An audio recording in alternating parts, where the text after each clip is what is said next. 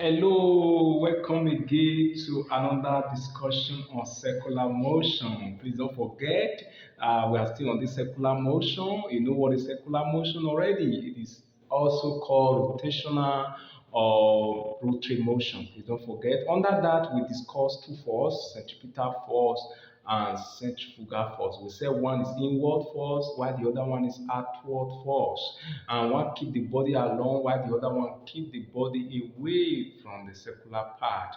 And the one that keep the body along the circular part is known as centripetal force, and it's also called the inward force. Please don't forget, I said the one that keep the body along the circular part is known as a centripetal force, and it's also called inward force. And while the one that keep the body away from the circular part is known as centrifugal force, and is also called outward force. Please don't forget that. Don't forget that. Now, in our last discussion, we discussed tension and centripetal force. We said in the case of a rope, tension provide centripetal force. Tension provide centripetal force. Now, in the case of a car turning, static friction provide the centripetal force. In the case of a car turning, assuming now a car, let me say there is a car on the road, and if the car decide to turn on the curb path, what provide the centripetal force in order for the car to maintain this track as it turns. It means that what will provide the centripetal force at this car turn is known as static friction.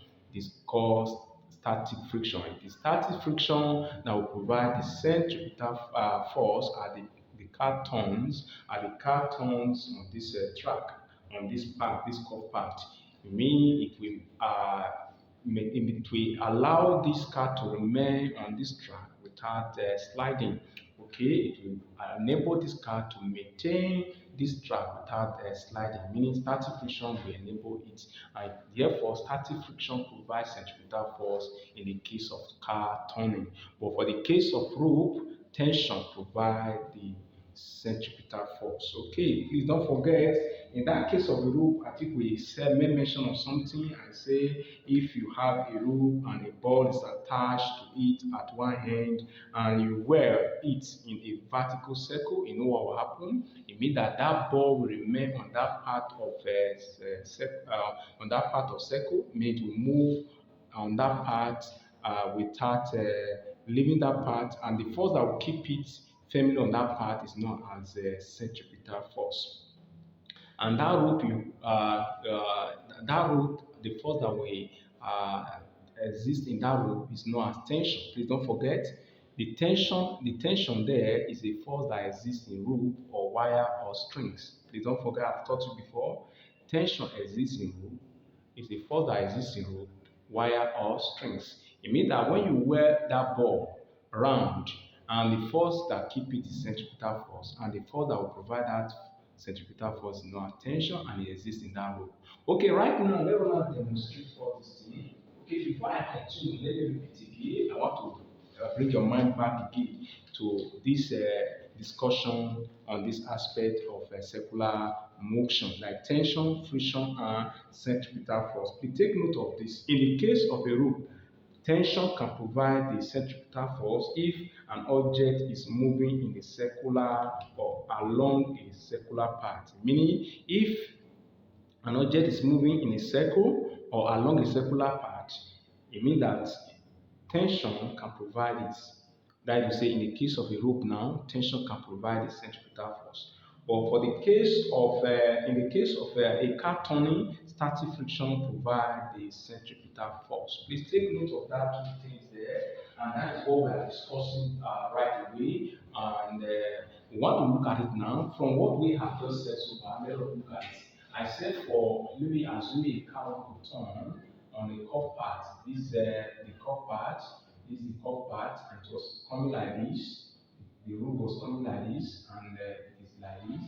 And this is the curved path. The car was here. Let me assume that the car was here. Okay, when it was here formally. Let me say the car is here. It is here formally. The car is here. Now it left this place. Now the car left this place. It left this place and moved to this part. Now it wants the car is about turning.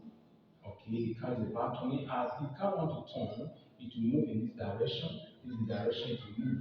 Therefore, it is static friction that will enable this car to turn. Static friction will enable this car to turn. But for the one of rule, remember we have considered that one before. It means that as you weld this loop along the circular path, you know there's a rotation, there's a point of rotation, which is the axis of rotation. It means that as you hold this part here and you tie a ball here, it means that this ball will move, it will move along this path, and the force that will keep this ball firmly on this path is known as centripetal force. And tension will provide this force. Tension will provide centripetal force, okay, tension, and it's always inward, and it's also there is acceleration of this body will accelerate. It means that the acceleration will also be directed inward, and that acceleration is called centripetal acceleration. Please take note, the acceleration is called centripetal acceleration. Both the tension and the acceleration that are directed inward and they are directed inward, meaning they are directed towards the center of the rotation. Okay, this one is for this car turning, while this one is for a rope. Okay, this one is for the rope. Please don't forget, according to Newton's second law, let me take your mind today. According to Newton's second law, the net force is simply equal NA. The net force, which is this very one sigma F, is equal NA. Please don't forget. And for the centripetal force, is simply N, where you have this your A becomes centripetal acceleration. Please don't forget, becomes centripetal acceleration. And for centripetal acceleration, it's simply V squared all over R. Okay, now we can now say now that our centripetal force is now mv squared over r. Okay, now then in the case of the rope now, what happened now is therefore we can say that our Fc now is equal T. If you take note, our Fc is equal what? T. And what is our Fc now? Our Fc is mv squared over r. Therefore, we can now say T now is equal this very one.